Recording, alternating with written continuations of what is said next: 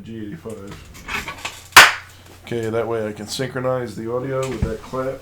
So I'm wearing a tie. I usually wear a tie. I've gotten out of the habit a little bit over the last, I'd say probably 6 months, but almost everywhere I go I have a tie on.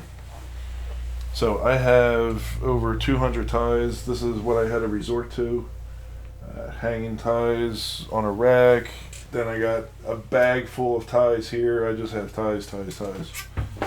I had a tie rack in my old house. It was mounted on the wall in my closet. I could hang all my ties there. Even that wasn't enough. I made it out of wood and pegs. You know, it would have been a perfect video. I just wish I started YouTube a long time ago, because I've made so many things that would have been up there on the channel, promoting ideas. So I took a different approach to this problem just by opening up Fusion 360 and taking an idea that I had. It's not a new idea, but it's I kind of tweaked a little bit. I kind of tweaked it a little bit for my use, and that was just to have a series of holes in a rectangle. So I'll step through the problem. The problem is I needed some place to hang my ties. Here's a tie. So I got a tie, and I have my calipers. If you're into 3D printing, chances are really good that you own a pair of calipers. Anyway, I measured the thickness of the tie, but I didn't squish it. I just kind of like held it there, and I'm like, okay, I'm seeing that it's about 5 millimeters for basically the weight that the material is, because this is doubled over twice and then sewn on, so it's thicker. And it depends on the type of material too, because some of them have like another material that's backing it on the interior, so that makes the tie even thicker. So I needed to measure that, and I measured the width of the tie, and I picked the midpoint, and I tried to average it together. So here's a narrow tie. You know, I got a rather large neck. I'm like a 1920 neck. So I found the midpoint of the tie by hanging it on my hand, and then I measured that width, and that width came in like 25. So I'm like, okay, you know, what if I have a really wide tie? You know, I wouldn't be able to support installing that into hanging it on the tie rack if it were too narrow. So I went for a value of 60 millimeters, gave me plenty. And so I designed it, and Bob Young was in the chat with me, and we were going back and forth about how to do things in Fusion 360, and it wasn't the most optimal way. I'm going to pull that footage into here so you can watch how I made it now, right now.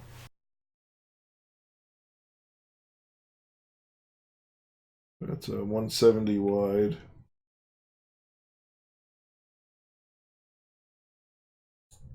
We got this funky thing here that I should just be able to copy over. Copy, let's see, can I paste? Yes, I can. Let's see, we'll move this out of the way. So that work's already done.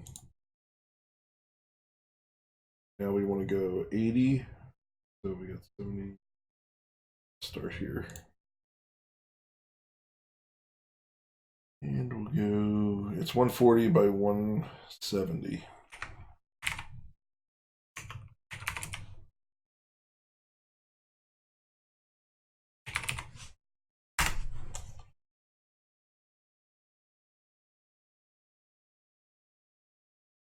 Move this right down into someplace in here.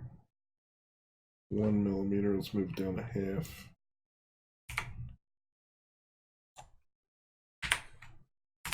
There we go. So I should be able to cut that out later.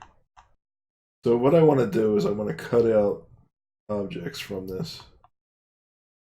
And I want to measure an object. No, not that. I want rectangle. I should use relationships. So that'll be my starting point. And let's see, what type of shapes do we have?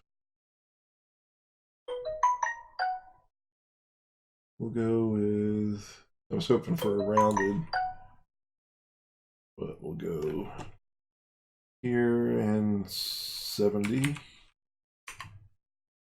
And this is the opening, and 7.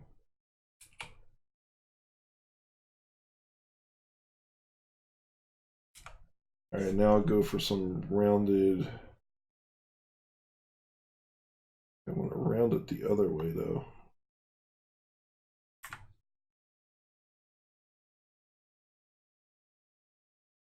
Oh, no, I want to round it inside. Okay, so that's not bad. So I'll just do an arc. I could do a circle. Do a circle.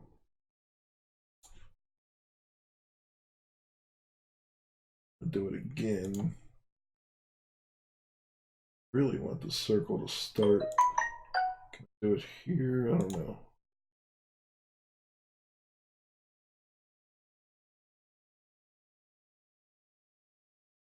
Well, I know this is 7, so I should just be able to put in a 3.5. There we go. Yeah, so now I want to repeat the same thing down the other end. Let me select it though. Copy, paste. There we go. Then I gotta hit OK. I think I forgot to hit OK before. Hit the T key. And again, this is Fusion 360. Fusion 360 is free. If you are a company or a maker who is making less than 100,000 a year, you just have to declare that, and Autodesk will support you. I have to repeat that.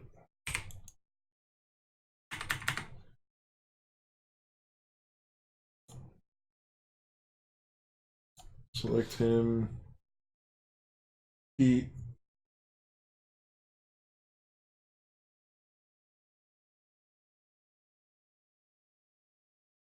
So we're going for 20.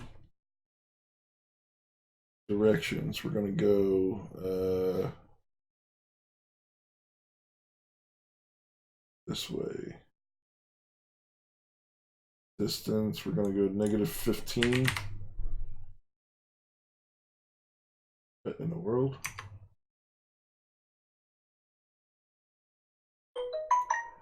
What did that just do? I have no idea what that did.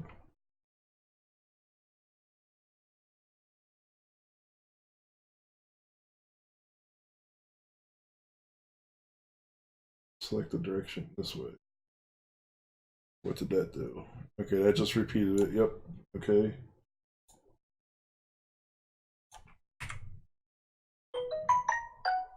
Five. I don't know what the.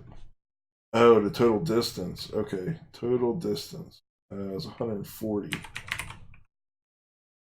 All right, so then we want less objects.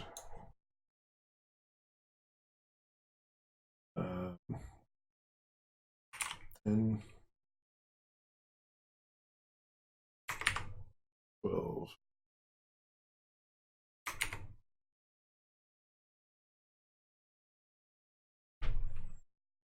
Okay, that works. And then 2 the other way, offset by 80.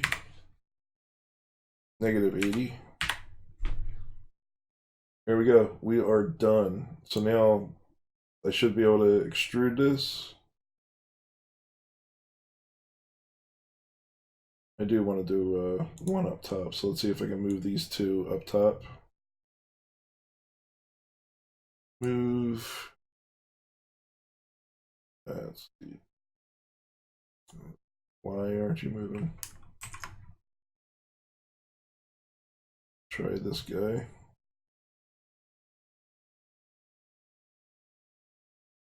Yeah, so I want to extrude that part. That's what I'm going to extrude.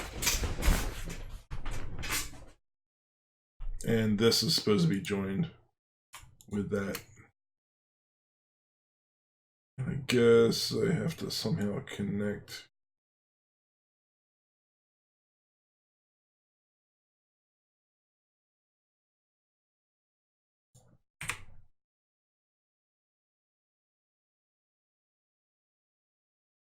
if that's going to work. You know what? I should say it might work.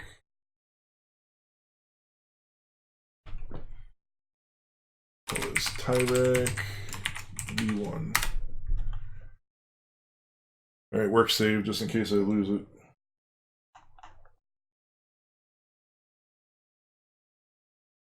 So now when I click on this, does it highlight everything?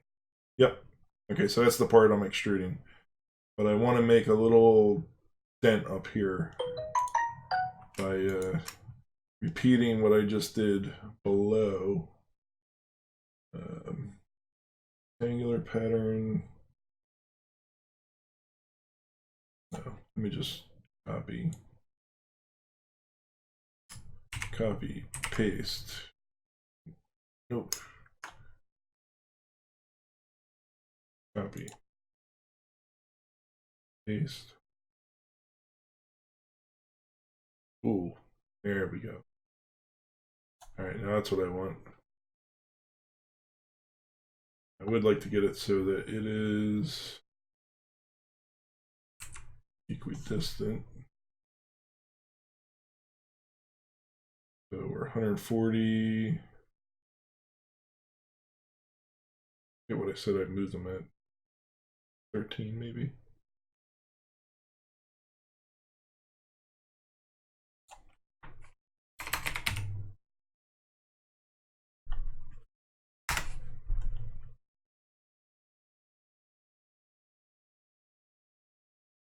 All right, so then I can trim.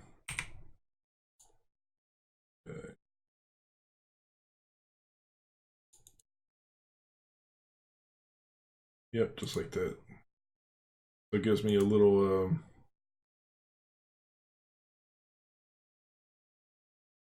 tiny area to put a tie at the very top. All right, now we got to trim this crap down the bottom.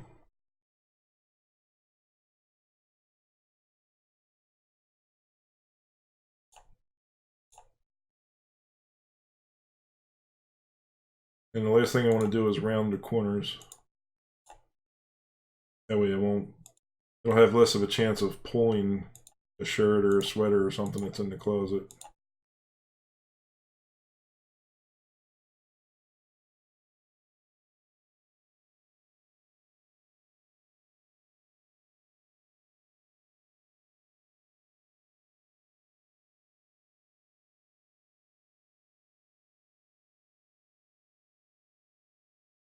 I went 3, approximately 3.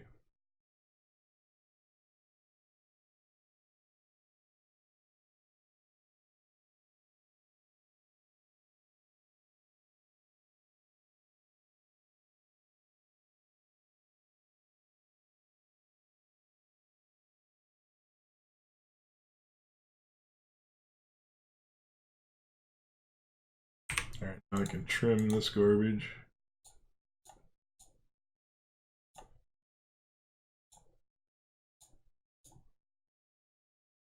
I don't care about, that it's not a nice smooth curve there. Tried the Hitchhiker's Galaxy, and I didn't get anywhere. There we go.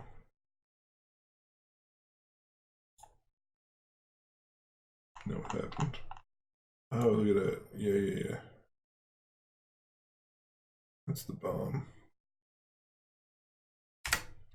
That's exactly what I wanted. Yeah, thanks. Exactly what I wanted. Alright, so I did the other ones manually. That kind of sucked. Don't know if I can trim this up. Let's see, can I do a line? Only one is a spline.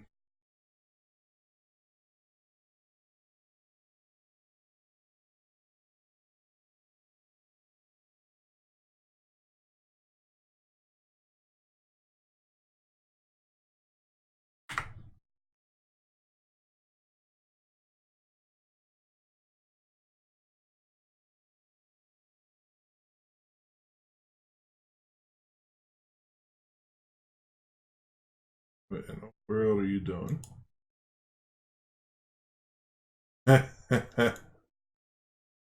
Oh, that's funny. Whoa, you notice it? I don't know if the frames per second were good enough, but it was pretty cool. I don't know if this is going to create a crazy artifact here or not. There we go.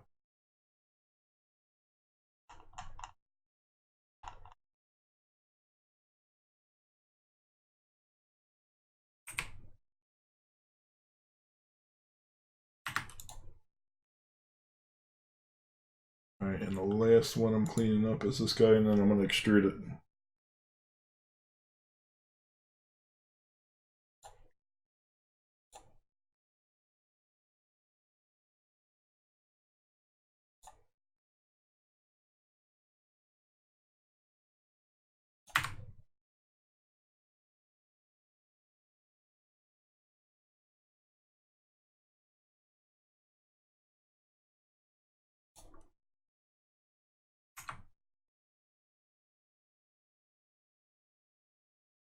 I don't know what this guy is doing. That is crazy. I wonder if that's just a guide so you see how big your radius is.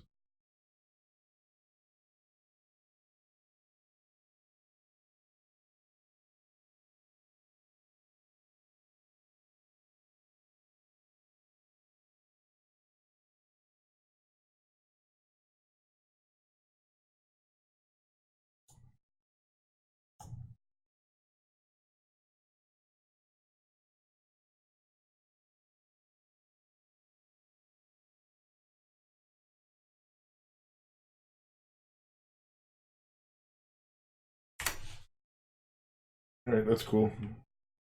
Use the palette to the right. Oh. Okay.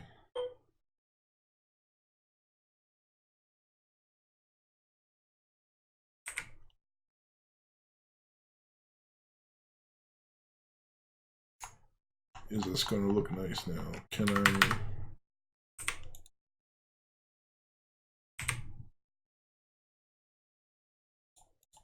This is just the description of the circle there. Here we go.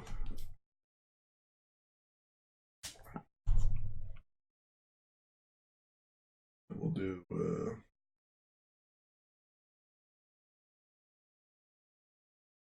9mm. Alright, save 3D print.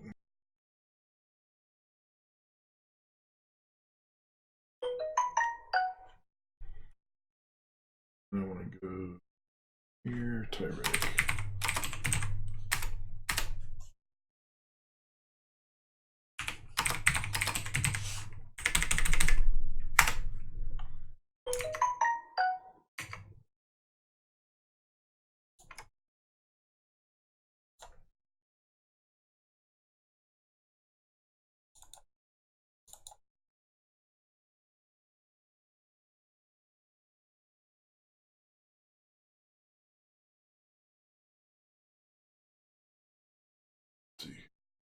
Flip this on y-axis maybe.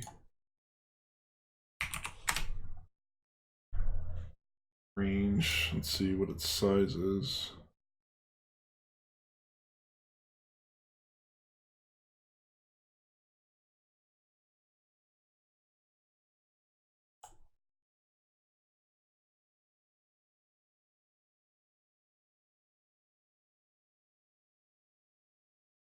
We're ready to slice. Let's see how big this file is.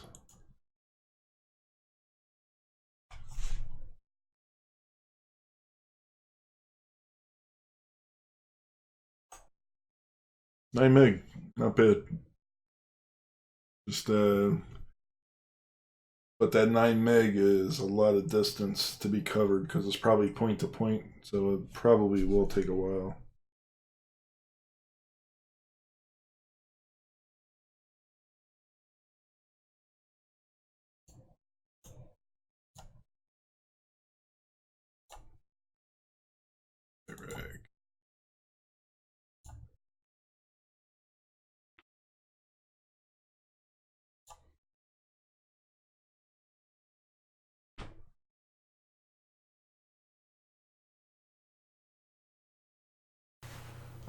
So that's me, basically a word to me to insert that footage from last night that I recorded on OBS of me working in Fusion 360. This is behind the scenes banter for the live stream, not for the G85. And I try to cut out a lot of my ums and ahs. I'm like a Toastmaster, and I'm still going through a lot of the ums and ahs. So after it was designed, I 3D printed it, and some of the talk that Bob Young and I had was about the wall thickness and everything, and I was really concerned that this is the 3D printed model with the ties on it, that this would be weak and not able to support all the ties, and I was really concerned about the weight of all the ties on this hook, and maybe I should design the hook a little bit wider, maybe increase the wall thickness. I think it was 5 and 6, the typical default in Prusa slicer, because I do have the Prusa i3 MK2S. So now I'm going to demonstrate how I insert the ties, and so at the end everything worked out well. I'm really happy with how it came out, and there's no sharp edges. I was kind of concerned about like the elephant foot might have some sharp edges, but it really the ties just flow in nicely. I used Inland Filament. I don't have any issues with the filament. I'll probably print. I'm going to print a second one. This can hold, I think, 24 ties, but then I realized that I could double them up because actually the slots that I included here are a little bit wider than normal, than one tie. So I'm fitting 2 ties side by side, so I could fit 48 ties in here. So if there's a tie that I want out of the bunch, I can simply, and I'm not going to this is one that I'm not going to share the STL file with. I don't need to. You can create this yourself just by following my video, my step-by-step video. Now, that might not be the best way to do it, but Fusion 360 is free. You can download it. You just have to prove that you're a company that doesn't make 100,000 or more. If you make under 100,000, you're free, and if you're a hobbyist, it's free. So if there's a tie that I want, I can search the tie that I want, lift it up, and literally just pull it through. So I can pull through the opposite way to remove the tie. So I'm really stoked about this. This is, and I ran into somebody at Rowan University today, and we started talking about how some children could be exposed to some of this.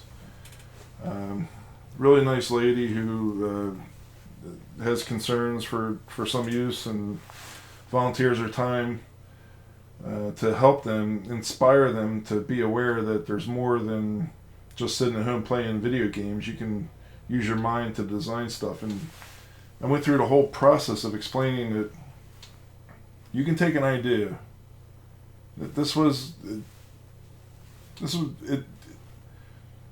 I think it took me longer to think about it than it did to actually do it. I was thinking, and finally I just said, you know what? I'm just going to do this. I'm not going to worry about trying to make the most perfect thing or whatever. And I'm pleasantly surprised with its outcome. So I had a thought, went into Fusion 360, designed it, redid it, because it was free. I could throw it away and start over again. It's just my time. This is the design I came up with. Sliced it, which is for people who don't understand 3D printing. So you save, you design it in some program, you run it through, you have to save it as a specific file. I won't get into the details of that, but then that file is then essentially opened up or imported into another program that then will translate that data into details that your 3D printer understands. So a 3D printer is a device that adds plastic. It could be other materials, but for the most part it's plastic. And there's various types of plastic. The type that I'm using is basically harmless. You won't eat it, but it's known as PLA. So I would recommend that if you're not familiar with 3D printers, look up what PLA is, polylactic acid. So it translates. So you even have to know what type of plastic you're going to use to identify the temperature properties. You put all that information in certain fields in this application that slices it, and it translates it into code that the printer will understand and generate a prototype. And that's what this is. This is a prototype. But now, this prototype, it's been tested. It's gone from a prototype to the actual product. I don't have to send this out to be made. Now it's not cost effective, but I can print as many of these as I want, and I'm done. I don't need to send this out for somebody for tooling or anything. I did all the work myself. Now, it's not cheap to enter this field, and there are maker spaces that you could utilize. Even like our local library has a 3D printer. You just have to take a course on it, which I think they have a couple a week that you can sign up for. You take a little test, and if you pass the test, you can operate the printer.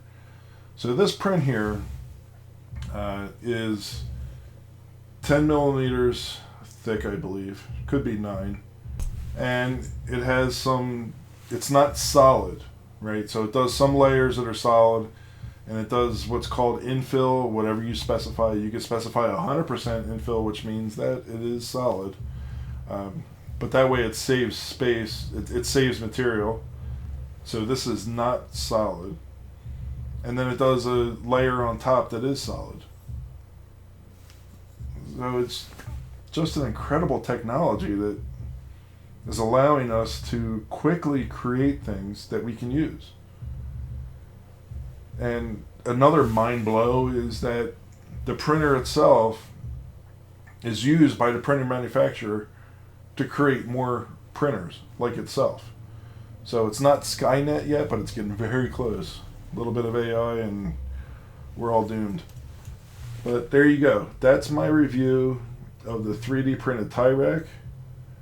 If you want to do it, follow my live stream. I'm going to cut that down into the exact section where I was successful in designing this. And I'll speed it up some so it's not boring to watch.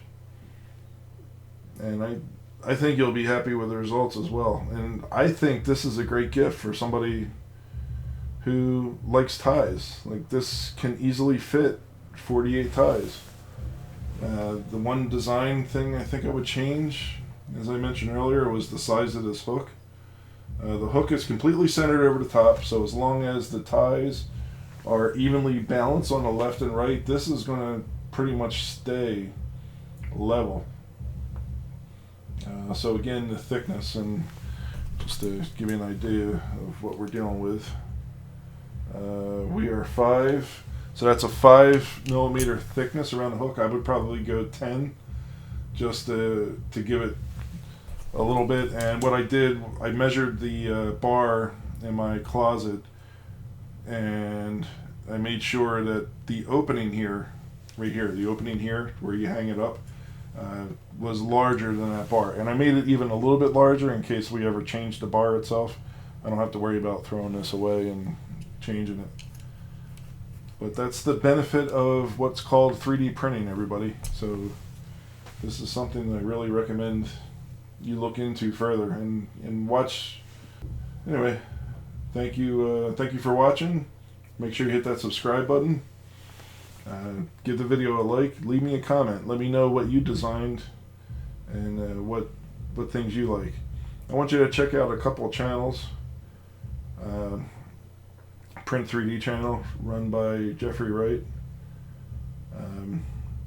Practical Printing is another channel run by Chris.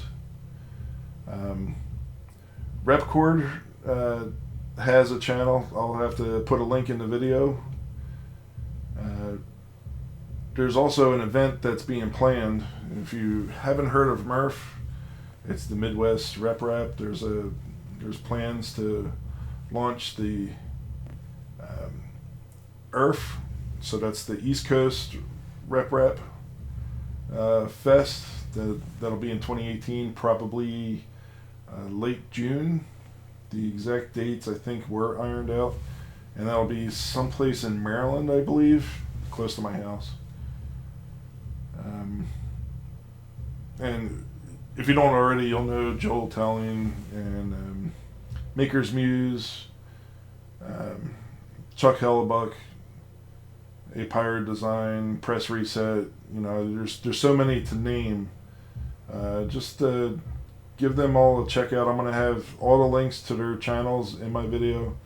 They do a lot of quality stuff, and this print here doesn't match any of their work at all. This is just in line with designing, prototyping, testing. So, alright, thanks for watching. Bye everyone. Got old El Paso tie. My bud at my old job, he got me this tie here. So this is, I guess I'll put some of this footage on the video. I'm still recording. So he got me this tie one day at work. That was a long time ago. We're all a bunch of engineer dorks. And Bugs Bunny. Now this tie here, this one, this was listed at $170. It was a gift for me, but it was an expensive gift. Yeah, this thing's bulking out a little bit now too. Alright, so I'm not seeing much flex. You know, this isn't an ultra scientific thing here. I was going to put a couple ties on the top, but I decided not to. I'll just let them be. So I'm going to hang this up. This is a success, and I'm going to print more for sure. Alright, so thanks for watching. Make sure you hit that subscribe button, hit the like button, leave me a comment. Tell me if you like this idea, if you think it's stupid. But if you tell me it's stupid, tell me why you think it's stupid. I got a lot of people that just say you're stupid or whatever. Well, guess what? You get deleted. So you got to tell me why. I'm okay with criticism, but you got to give me more than you suck. So, thank you.